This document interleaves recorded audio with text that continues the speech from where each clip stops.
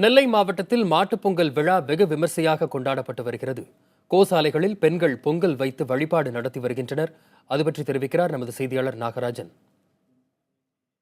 நெல்லையில் மாட்டு பொங்கல் என்று மிக சிறப்பாக கொண்டாடப்பட்டு வருகிறது. குறிப்பாக நாம் இருக்கக்கூடியது கோசாலை என்று சொல்லக்கூடிய இந்த மாடுகள் அதிகமாக, அதாவது பசுக்கள் அதிகமாக இருக்கக்கூடிய அந்த பகுதியில் தான் கொண்டாட்டம் நடந்து வருகிறது.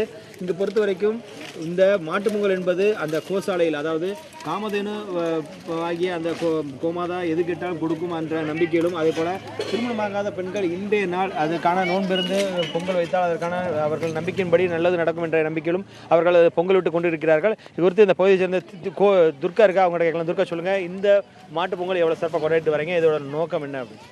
அதாவது மார்கழி மாதம் ஃபுல்லாக 30 நாளும் நாங்கள் பாவை நோன்பு இருப்போம். பாவை நோன்பு இருந்துட்டு மார்கழி லாஸ்ட்டு கடைசி ஞாயிற்றுக்கிழமை இங்கே யாகம் நடந்துச்சு. அந்த யாகம் எதுக்குன்னா திருமணத்துக்காக. அதுக்கப்புறம் இந்த ஞாயிற்றுக்கிழமை இங்கே மாட்டு பொங்கல் வச்சா அது அப்படியே நடக்கும் அப்படிங்கிற மாதிரி. வேறு மழைக்காக எல்லாத்துக்காகவும் இந்த பொங்கல் இங்கே வைக்கிறோம்.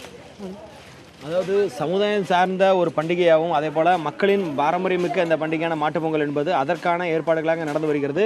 அது மட்டும் இல்லாமல் இங்கே பார்க்கலாம், பெரும்பாலான பெண்கள் அதாவது இந்த காலையிலிருந்தே இந்த பொங்கல் விட்டு கொண்டிருப்பது பார்க்க முடிகிறது. அது மட்டும் இல்லாது இது தொடர்ச்சியாக அடுத்து சில மணி நேரங்களுக்கும் தொடரும் என்று சொல்லப்படுகிறது. இங்கே இருக்கக்கூடிய ஆர்த்தி கேட்கலாம். ஆர்த்தி, சொல்லுங்கள், இந்த மாட்டுப் பொங்கல் இன்றைக்கி எப்படி இருக்குது, எவ்வளோ சிறப்பாக கொண்டாடிட்டு வரீங்க?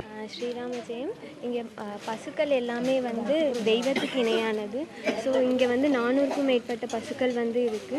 ஒவ்வொரு வருஷமும் இந்த பசுக்களை கொண்டாடுற விதமாக, அதுக்கு நன்றி செலுத்துகிற விதமாக மாட்டுப்பொங்கல் அன்னைக்கு பக்தர்கள் எல்லாரும் பொங்கல் வச்சு கொண்டாடுறாங்க.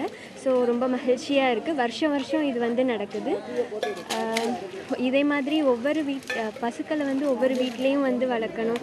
அப்போ தான் நம்ம நாடு செழிப்பாகும்.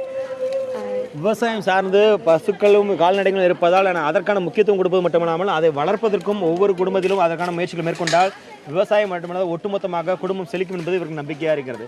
புதிய தலைமுறைக்காக ஒளிப்பதிவாளர் சங்கருடன் நெல்லையிலிருந்து நாகராஜன்.